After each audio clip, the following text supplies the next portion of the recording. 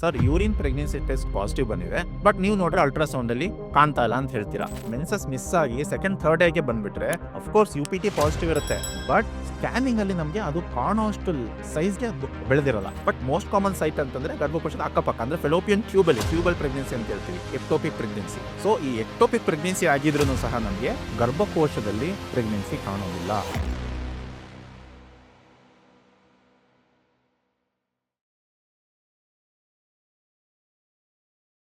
ಸ್ನೇಹಿತರೆ, ತುಂಬಾ ಸಲ ನನ್ನ ಕ್ಲಿನಿಕಲ್ ಪ್ರಾಕ್ಟೀಸ್ ಅಲ್ಲಿ ಏನಾಗುತ್ತೆ, okay early pregnancy dating scanning ಬಂದಿರ್ತಾರೆ, ಸ್ಕ್ಯಾನ್ ಮಾಡ್ತೀನಿ, ಅಲ್ಟ್ರಾಸೌಂಡ್ ಅಲ್ಲಿ ಪ್ರೆಗ್ನೆನ್ಸಿ ಏನು ಕಾಣ್ತಾ ಇರಲ್ಲ. ಅವಾಗ ನಾನು ಹೇಳ್ತೀನಿ ಪ್ರೆಗ್ನೆನ್ಸಿ ಕಾಣ್ತಾ ಇಲ್ಲ ಅಂತಂದಾಗ ಇಮಿಡಿಯೇಟ್ ಆಗಿ ಅವ್ರದ್ದು ಪ್ರಶ್ನೆ ಏನಿರುತ್ತೆ ಅಂದ್ರೆ, sir urine pregnancy test positive ಬಂದಿದೆ, ಬಟ್ ನೀವು ನೋಡ್ರೆ ಅಲ್ಟ್ರಾಸೌಂಡ್ ಅಲ್ಲಿ ಕಾಣ್ತಾ ಇಲ್ಲ ಅಂತ ಹೇಳ್ತೀರಾ ಅಂತ ಅವ್ರ ಪ್ರಶ್ನೆ ಇರುತ್ತೆ. ಅದಕ್ಕೆ ಉತ್ತರವಾಗಿ ನಾನು ಈ ವಿಡಿಯೋ ಮಾಡ್ತಿದ್ದೀನಿ ಸ್ನೇಹಿತರೆ, ಇಂಪಾರ್ಟೆಂಟ್ ವಿಡಿಯೋ ಕೊನೆವರೆಗೂ ನೋಡಿ. ಇದಕ್ಕೆ ಮೈನ್ 3 ಇಂಪಾರ್ಟೆಂಟ್ ರೀಸನ್ಸ್.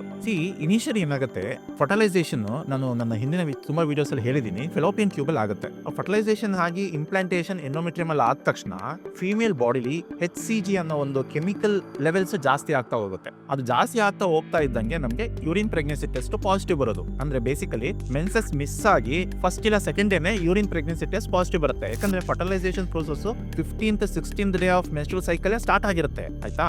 ಸೊ ಅವಾಗ್ಲಿಂದಾನೆ HCG ಲೆವೆಲ್ಸ್ ಬಾಡಿಲಿ ಜಾಸ್ತಿ ಆಗ್ತಾ ಇರುತ್ತೆ. ಅದರಿಂದ ಏನಾಗುತ್ತೆ, ಮೆನ್ಸಸ್ ಮಿಸ್ ಆದ ತಕ್ಷಣನೇ ಮೇ ಬಿ ಸೆಕೆಂಡ್ ಥರ್ಡ್ ಡೇಗೆನೆ ಯೂರಿನ್ ಪ್ರೆಗ್ನೆನ್ಸಿ ಟೆಸ್ಟ್ ಪಾಸಿಟಿವ್ ಬರುತ್ತೆ. ಬಟ್ ಒಳಗಡೆ ಏನಾಗ್ತಾ ಇರುತ್ತೆ, ಗರ್ಭಕೋಶದಲ್ಲಿ ಫರ್ಟಿಲೈಸ್ಡ್ ಎಗ್ ಫೆಲೋಪಿಯನ್ ಟ್ಯೂಬ್ ಇಂದ ಬಂದು ಎಂಡೋಮೆಟ್ರಿಯಂ ಅಲ್ಲಿ ಕುತ್ಕೊಂಡು ಅಲ್ಲಿ ಮಲ್ಟಿಪ್ಲೈ ಆಗ್ತಾ ಇರುತ್ತೆ. ಅದು ಮೈಕ್ರೋಸ್ಕೋಪಿಕ್ ಲೆವೆಲ್ ಅಲ್ಲಿ ಆಗ್ತಾ ಇರುತ್ತೆ. ಅದು ನಮಗೆ ಅಲ್ಟ್ರಾಸೌಂಡ್ ಅಲ್ಲಿ ಕಾಣುವಂತಹ ಸೈಜ್ಗೆ ಇನ್ನು ರೀಚ್ ಆಗಿರಲ್ಲ.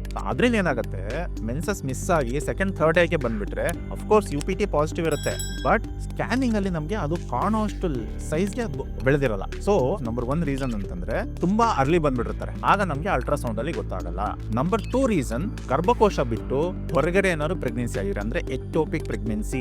ನಾರ್ಮಲಿ ಅಫ್ಕೋರ್ಸ್ ಗರ್ಭಕೋಶದ ಒಳಗಡೆ ಪ್ರೆಗ್ನೆನ್ಸಿ ಆಗಬೇಕು, ಬಟ್ ತುಂಬಾ ಸಲ ಏನಾಗುತ್ತೆ, ಗರ್ಭಕೋಶದ ಅಕ್ಕಪಕ್ಕ ಅಂದ್ರೆ ಟ್ಯೂಬ್ ಅಲ್ಲಿ ಇಲ್ಲ ಓವೆರಿಲಿ ಅಥವಾ ಹೊಟ್ಟೆಲಿ ಎಲ್ಲಿ ಬೇಕಾದ್ರೂ ಆಗ್ಬೋದು ಸ್ನೇಹಿತರೆ. ಎಷ್ಟು ಐ ಥಿಂಕ್ ವಿಷಯ ನಿಮ್ಗೆ ಗೊತ್ತಿರಲ್ಲ, ಬಟ್ ಮೋಸ್ಟ್ ಕಾಮನ್ ಸೈಟ್ ಅಂತಂದ್ರೆ ಗರ್ಭಕೋಶದ ಅಕ್ಕಪಕ್ಕ ಅಂದ್ರೆ ಫೆಲೋಪಿಯನ್ ಟ್ಯೂಬಲ್ ಪ್ರೆಗ್ನೆನ್ಸಿ ಅಂತ ಹೇಳ್ತೀವಿ, ಎಕ್ಟೋಪಿಕ್ ಪ್ರೆಗ್ನೆನ್ಸಿ. ಸೊ ಈ ಎಕ್ಟೋಪಿಕ್ ಪ್ರೆಗ್ನೆನ್ಸಿ ಆಗಿದ್ರು ಸಹ ನಮಗೆ ಗರ್ಭಕೋಶದಲ್ಲಿ ಪ್ರೆಗ್ನೆನ್ಸಿ ಕಾಣೋದಿಲ್ಲ.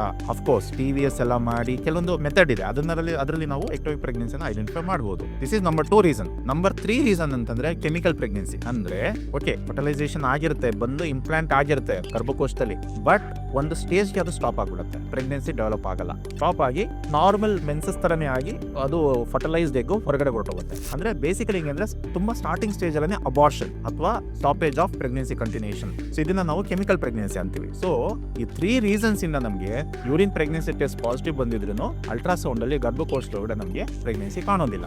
ತುಂಬಾ ಸಲ ಏನಾಗುತ್ತೆ, ಯೂರಿನ್ ಪ್ರೆಗ್ನೆನ್ಸಿ ಟೆಸ್ಟ್ ಪಾಸಿಟಿವ್ ಅಂದ್ಬಿಟ್ಟು ತುಂಬಾ ಎಕ್ಸೈಟ್ಮೆಂಟ್ ಬಂದಿರ್ತಾರೆ, ಬಟ್ ಈ ತರ ಹೇಳಿದಾಗ ಅವ್ರು ತುಂಬಾ ಬೇಜಾರಾಗ್ಬಿಡುತ್ತೆ. ಅಫ್ಕೋರ್ಸ್ ನಾನು ತುಂಬಾ ಸಲ ಎಕ್ಸ್ಪ್ಲೈನ್ ಮಾಡ್ತೀನಿ. ಓಕೆ ಕೆಲವೊಂದ್ಸಲ ಏನಾಗುತ್ತೆ, ಕೆಲವೊಂದು ಬಿಸಿ ಪ್ರಾಕ್ಟೀಷನರ್ಸ್ ಎಕ್ಸ್ಪ್ಲೈನ್ ಮಾಡಕ್ ಆಗಿರಲ್ಲ, ಬಟ್ ಅವ್ರ ತಲೆಯಲ್ಲಿ ಉಳ್ಕೊಂಡ್ಬಿಟ್ಟಿರುತ್ತೆ ಈ ಡೌಟ್. ಇದನ್ನ ಕ್ಲಿಯರ್ ಮಾಡ್ಬೇಕಂದ್ರೆ ಈ ತರ ವಿಡಿಯೋಸ್ ನೀವು ಖಂಡಿತ ಶೇರ್ ಮಾಡಿ ಸ್ನೇಹಿತರೆ. Thank you.